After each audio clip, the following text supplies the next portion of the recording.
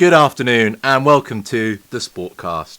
I'm your host, Louis de Montfort, and joining me on today's podcast is Harry Vardigans. Hello Harry, how are we today? Hi Louis, how are you doing? I'm doing very well. Did you have a good weekend? Yeah, I had a good weekend. Watched the boat race. Made a bit of money. Oh, did you? I did. So so you bet on it then? Yeah. I put £125 on. £125. Yeah. And how much did you get back? I made £50 profit, so I got back £175. Not a bad day at the office, Sam. It was alright. I was fairly confident. I only bet on the men's though. You only bet on the men's? Yeah. All right, didn't back yourself. For the women's. I would have done, but they didn't have the odds for the women's boat race. So. Okay.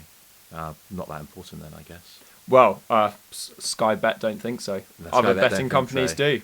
Yeah, just to confirm, this podcast does think the women's boat race is important. Should just clarify that, but obviously Sky Bet doesn't. So no kudos to Sky Bet there. Other betting companies available. So was it expected then, the results of the? Yeah. So both Cambridge women and Oxford men were expected to win. They were both favourites. Yeah. Yeah, and any particular is it because they're heavier or? Well, the calibre of the crew members in the Oxford crew, men's crew, were very good. You had two Olympians, one of which won a bronze medal in the men's 8. Yeah, last year for Holland. Yeah. And another one, Michael DeSanto, rode in the USA Olympic 8. So they have some they've good got quality some there. high caliber rowers. But the Cambridge bloke also had some high quality.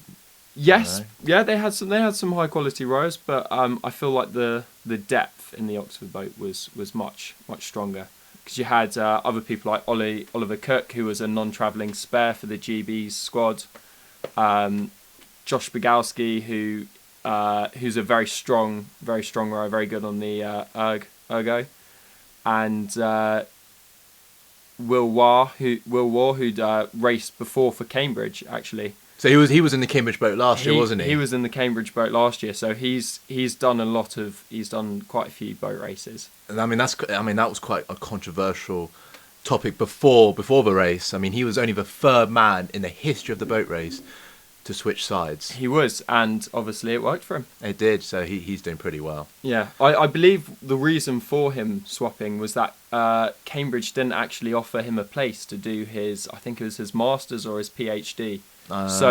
So he went to Oxford, who did offer a place. And it looks like Cambridge will be kicking themselves after that. I think. Yeah, certainly will. Yeah. So have Cambridge got a lot of work to do then for next year?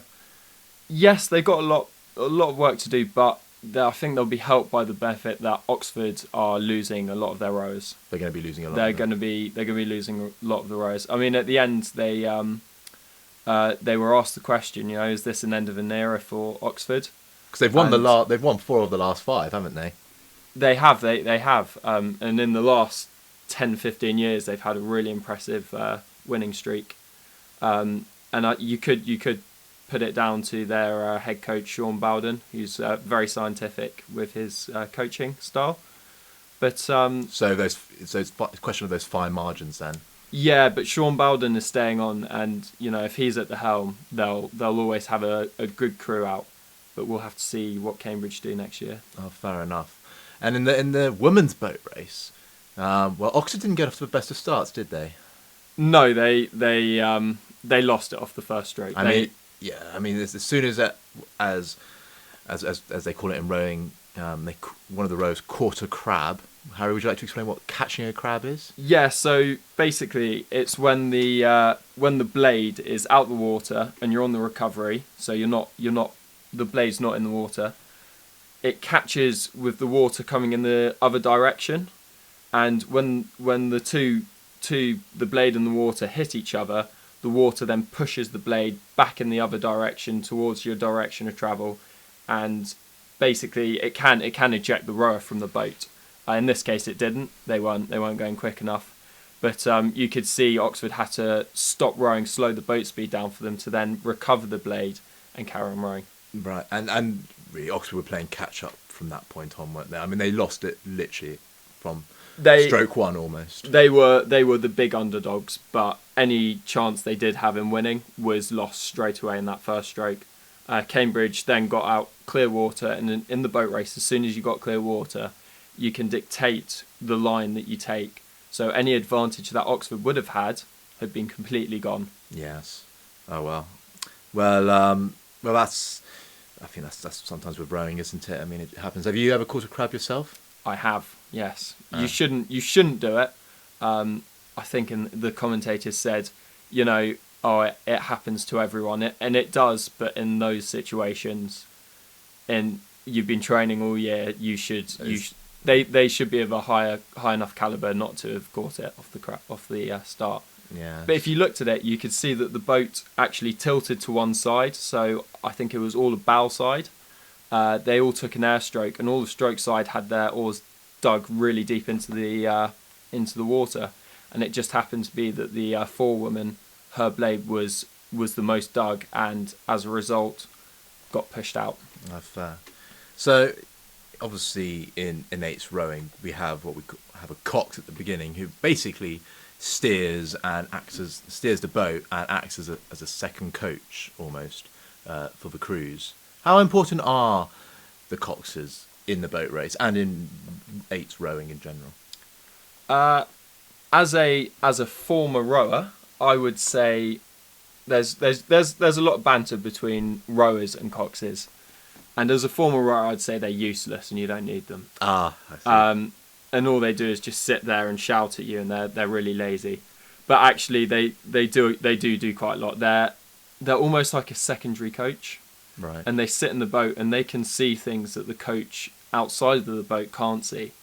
And they also have a relationship with the crew members that a coach couldn't have. So they are a secondary coach. They bring a lot of technical influence. In regards to the boat race, they're crucial for steering. They play a big role. And if you look during the men's boat race, you could see the Cambridge cox kept on bouncing off the Oxford boat, and by that I mean the umpire was calling them to stay on their station, but obviously they were going around the outside of the corner, so they want to be as close into Oxford as possible. So that's what the cox was steering, as close to the Oxford crew as possible, sometimes overlapping. But then as soon as he got called out, he had to steer away from the Oxford crew, and that lost them a lot of speed. Well, so did any of the crews underperform, in your opinion, Harry? Yeah, I think the Oxford crew underperformed, mostly because... the women's crew you're talking about? Yeah, the women's crew. Mostly because of the crab at the start. They had been training all year for it, and to catch crab, and they would have known they lost it from that point onwards. They were the underdogs straight away. So I think, yeah, just that one crab. But the Cambridge men, though, I mean, despite some predictions, some people thinking that this was going to be a bit of a landslide for Oxford. I mean, from my perspective, it still looked like a bit of a landslide. But actually, there were times when Cambridge were catching up on Oxford. Yeah, my perspective, Cambridge really pushed Oxford.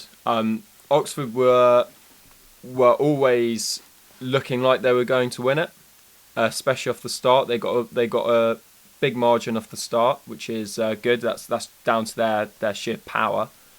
But Cambridge hang on in there, especially when Oxford got clear water. They didn't let Oxford push away anymore, and yeah, they did really well to hang on in there. I think I was expecting Oxford to win by at least 2 lengths of clear water. Yeah, because at the beginning, I think Oxford were. I think after about 5 minutes, they already were a length ahead of. Yeah, of Oxford had a really strong start. It was a very strong start, especially around the Fulham corner. Because they were disadvantaged there. They were going around the outside. They still hung on, and they were pushing away. Yeah, so obviously you've rowed the course yourself many a time. In reverse. Does that make a difference? Slightly different markers. In reverse, what we mean is at men's heads, they, rather than doing it from Putney to Chiswick, they race from Chiswick to Putney. That's what we mean by reverse, not actually going in reverse, which is what rowing is. I suppose you are going in reverse. Right. Yes, of course. I didn't quite think of it like that. But for you, what's like the hardest corner for you? What's a really important corner in that race?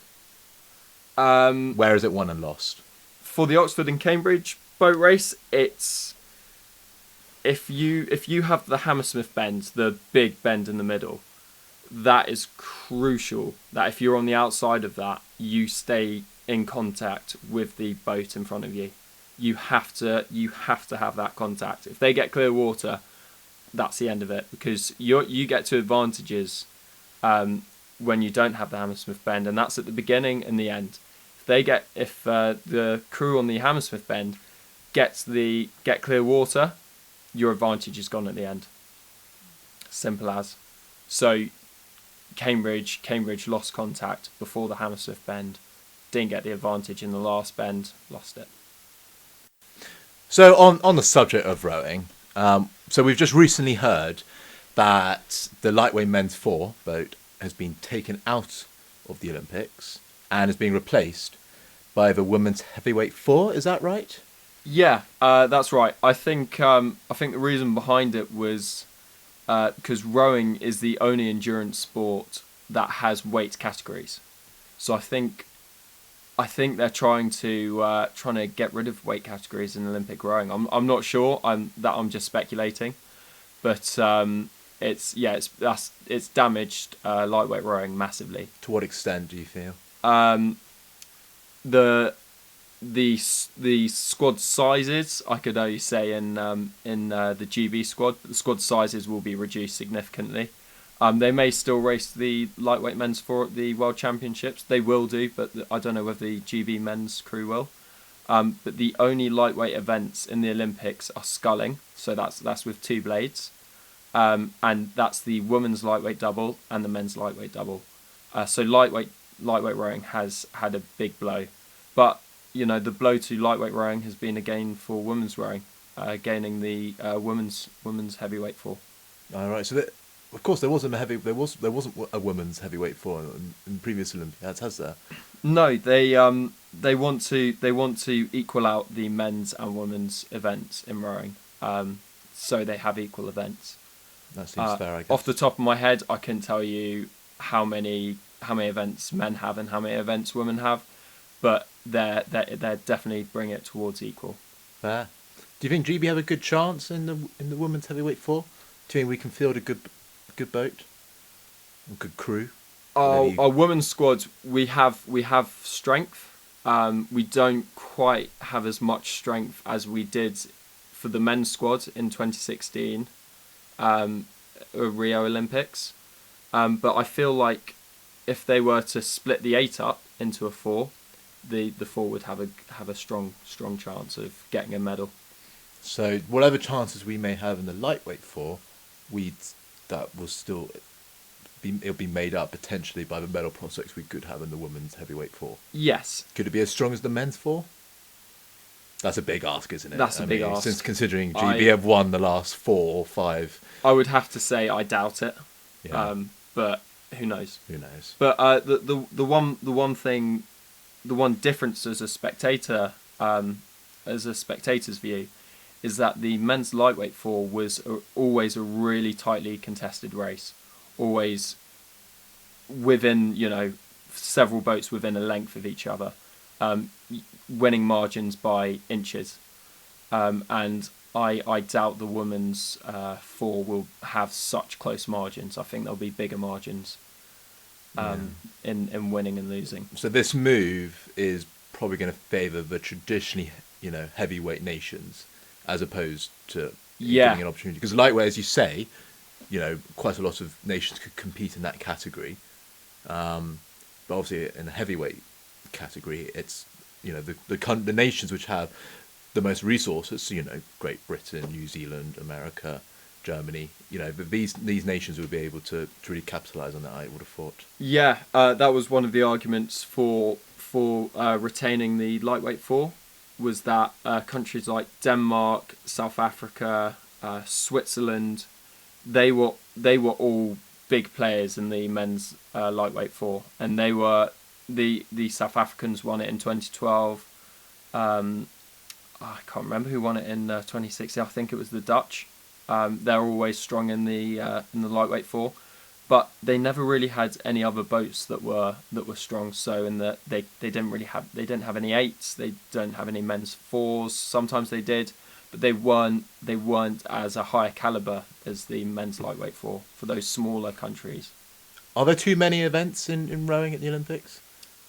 Yeah, I think there's too many events in most sports in the Olympics. I actually think swimming actually has quite a lot. Yeah, I could list off. I mean, Phelps. Phelps is how many medals has he got? 23 medals or something like that. Gold medals. Yeah, something ridiculous. I think. Having all these events, allows someone like Phelps to enter so many different disciplines. Does this kind of devalue an Olympic medal? Definitely. I think so? Definitely. And the more it happens, the more Olympic medal is going to get devalued. I always think about, if you look at Michael Phelps, who's got 20-something Olympic medals, 18 of them gold or something like that? I think it's 23 gold. 23 gold. Just check that one up. Check that one up. But yeah, you never find a football player or a rugby player with 23 World Cup golds, do you? No, you don't. And just one World Cup win is valued as highly as I would say he values his 24 Olympic golds. I can confirm it is 23 Olympic golds for the big man, 3 Olympic silvers, and 2 bronzes. Yeah, I mean that's a very impressive record. But I feel like it's almost disgusting in a way. Yeah, once you've got the technique for each stroke, the fitness is fairly similar. So you just need to train. You just need to train in swimming, and as long as you've mastered the technique, which you need to for an Olympic gold, you're going to be in a shout with at least reaching the final in an Olympics or in a swimming event.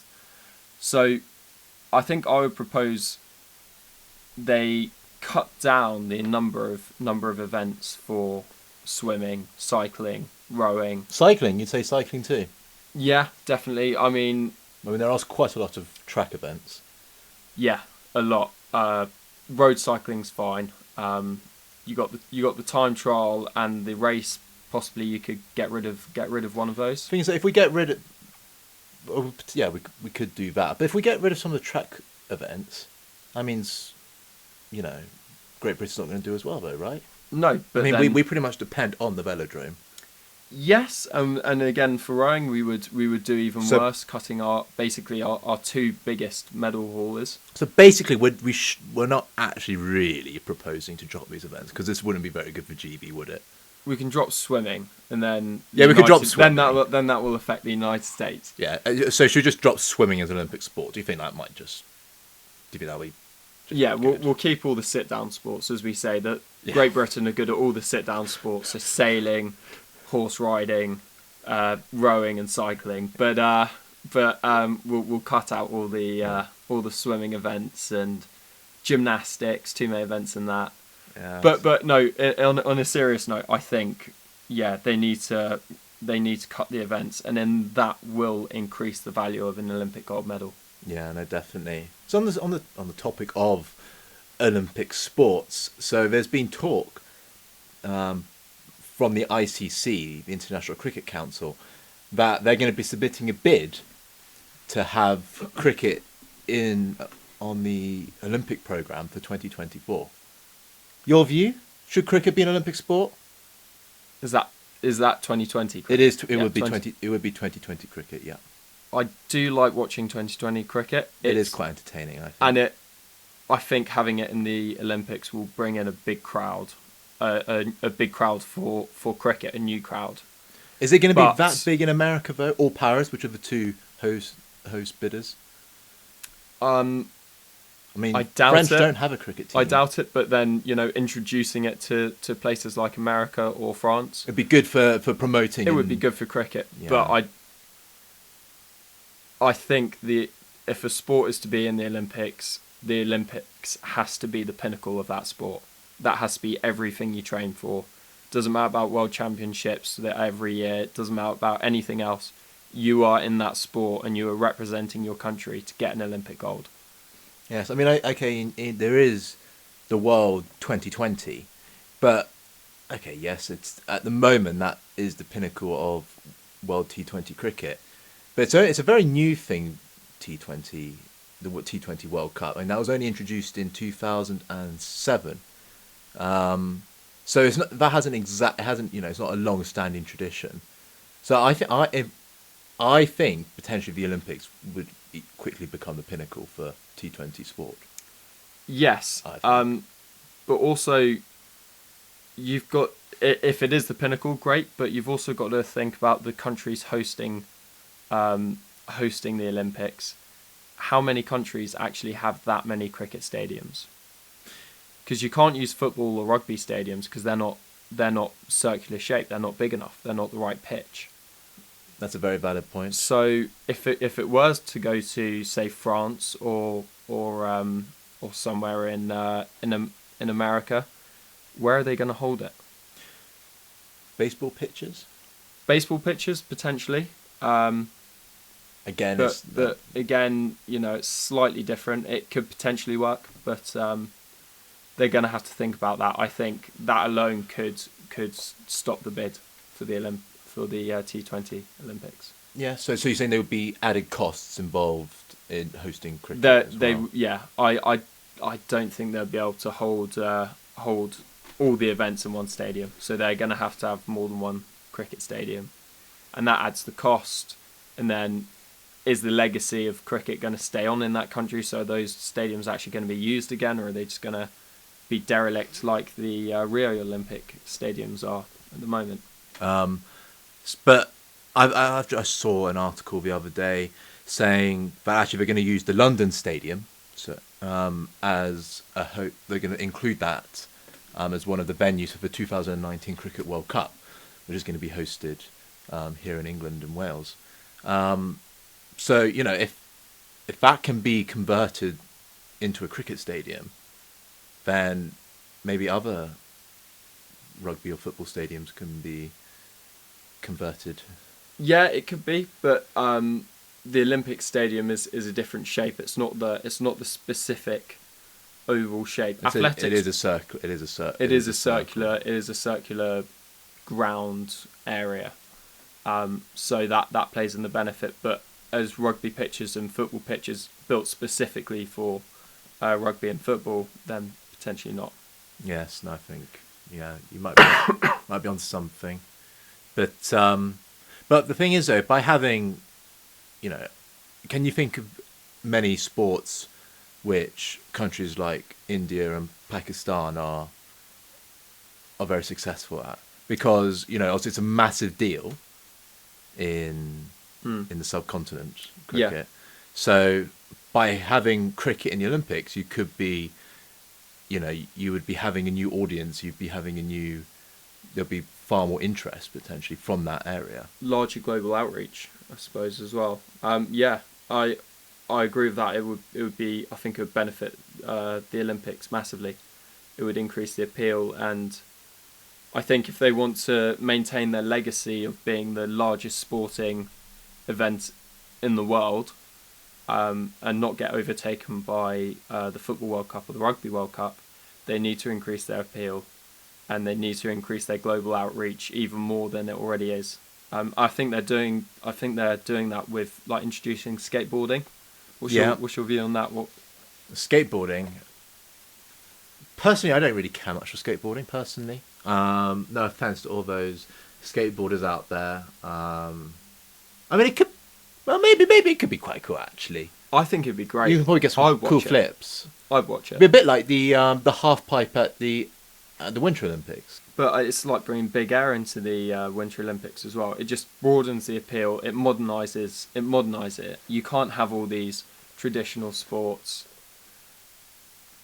Pole dancing is what our producer is suggesting we add to the Olympics.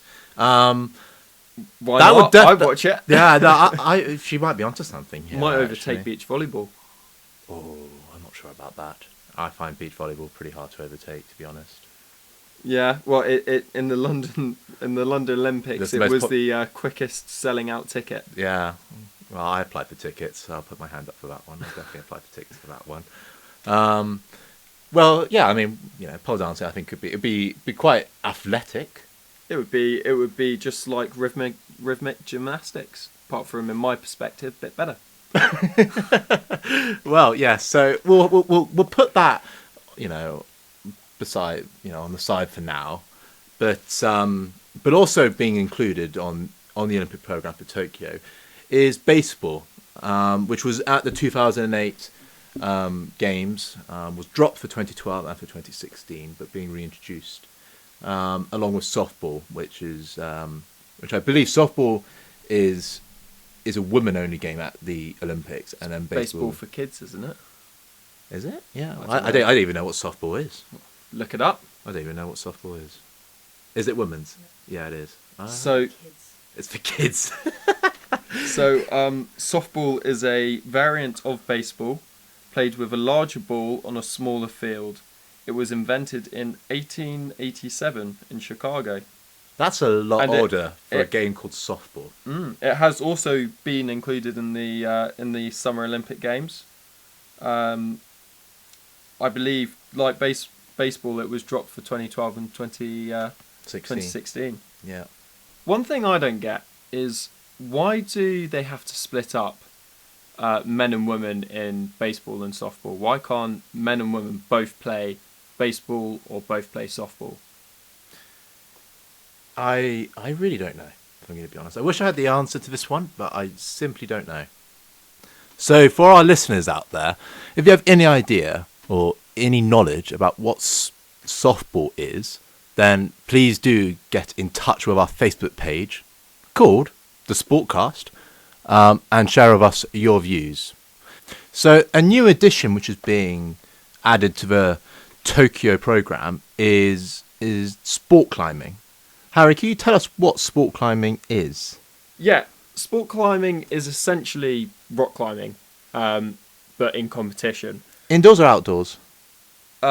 It's, well, you can have it in either. I believe the Olympics will be held indoors, but it's split up into 3 forms of competition. So you've got lead climbing, speed climbing, and bouldering.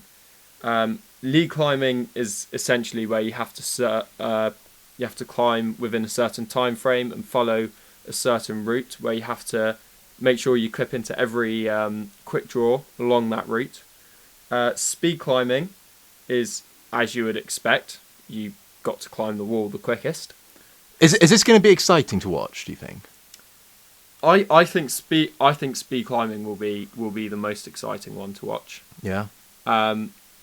Things like bouldering. Bouldering is where you have a wall, and there are a certain amount of problems to solve. So when I mean problems is difficult routes. You climb to one space, you have to work out how to get around those obstacles. Yeah, how to get around those obstacles. So it may be hanging walls or something like that. That's obviously a very technical and very strength based one. So it's slower. It's less. You'd say it's less exciting than speed climbing because it's not as quick. But it has just as much skill involved in it. And within bouldering, you're judged on not only completing the route, but how many problems you solve within the time frame. So the jury is out on this one, would you say, Harry? Yeah, pretty much. I think it's got the potential to be a very popular sport, but it will take a similar role as BMX racing has at the Olympics. Fair enough. Well, unfortunately, that is all we have time for today, folks. Thank you very much, Harry, for being the first ever guest on today's show. It's been an honour. I'm honoured. Can't wait to go back to all my friends and say I'm the first ever guest on the Sportcast. Oh, great! Well, he doesn't have any friends, so that's going to be a bit difficult. Yeah, but you guys all do have friends, though. So please do share this. This is hopefully we'll have a Facebook page. We'll have a SoundCloud page. So yeah, please do share this far and beyond. And we look forward to seeing you soon. Toodles.